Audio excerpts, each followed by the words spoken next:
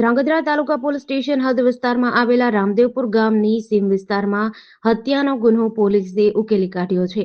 મરણ પામેલા વ્યક્તિનું નામ મનસુખભાઈ ઉર્ફે વિપુલભાઈ વજાભાઈ મુલાડિયા હોવાનું સામે આવ્યું છે. જ્યારે આ ગુનામાં સંડોવાયેલ આરોપી ચંદ્રકાંત ઉર્ફે અશોક બહાદુર નગવાડિયા જૂનાગઢ વાળો હોવાની વિગતો સામે આવી છે. પોલીસે આરોપીને દબોચી લીધો હતો. આરોપીએ પોતાની પાસે રહેલી છરી વડે મનસુખભાઈ પર અનેક ઘા ઝીંકીને હત્યા કરી હોવાનો પ્રાથમિક અંદાજ પોલીસ વ્યક્ત કરી રહી છે. ઘટના બાદ આરોપીનો મોબાઈલ બંધ આવતો હોવાથી પોલીસે અલગ અલગ ટીમો બનાવી ગામ વિસ્તારમાં હોટલોમાં તેમજ હાઈવે પર સઘન ચેકિંગ અભિયાન હાથ ધર્યું હતું. આ ચેકિંગના પરિણામે મોડી રાત્રે દુદાપુર ગામની નજીક આવેલ મંદિર પાસેથી આરોપીને દબોચી લીધો હતો. પોલીસે જરૂરી પુરાવા એકત્ર કરીને આરોપીની અટકાયત કરી કાયદેસરની કાર્યવાહી હાથ ધરી હતી અને ઘટનાનું રિકન્સ્ટ્રક્શન કર્યું હતું. આરોપીએ ગુનામાં વપરાયેલી છરી બનાવવાળી જગ્યાએથી થોડા અંતરે ફેંકી હોવાનું જણાવ્યું હતું.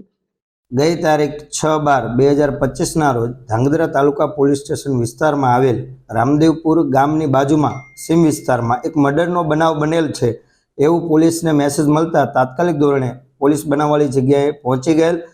ત્યાં મર્ડરના બનાવમાં મરણ જનારનું નામ મનસુખ વજાભાઈ મુલાડિયા જે રાજગઢ ગામના જ છે અને એને આરોપી ચંદ્રકાંત ઉર્ફે અશોકભાઈ બહાદુરભાઈ નગવાડિયાએ પોતાની પાસેની હાથમાં રહેલ છરી વડે હુમલો કરી બનાવ સ્થળે જ મૃત્યુ નિપજાવેલ છે. જે પોલીસે આરોપીની શોધખોળ કરી તાત્કાલિક ધોરણે ગણતરીના કલાકોમાં પકડી અને હાલ પોલીસ કસ્ટડીમાં છે. અને આજરોજ સરકારી પંચોની હાજરીમાં બનાવવાળી જગ્યાએથી આરોપીએ છરી ફેંકી દીધેલ છે. ડિસ્કવરી પંચનામામાં કબજે લીધેલ છે. જેડીસી ન્યૂઝ સાથે દિનેશ ગાંભવા સાથે ઋતુલ કુમાર ધામેચા, ધ્રાંગધ્રા.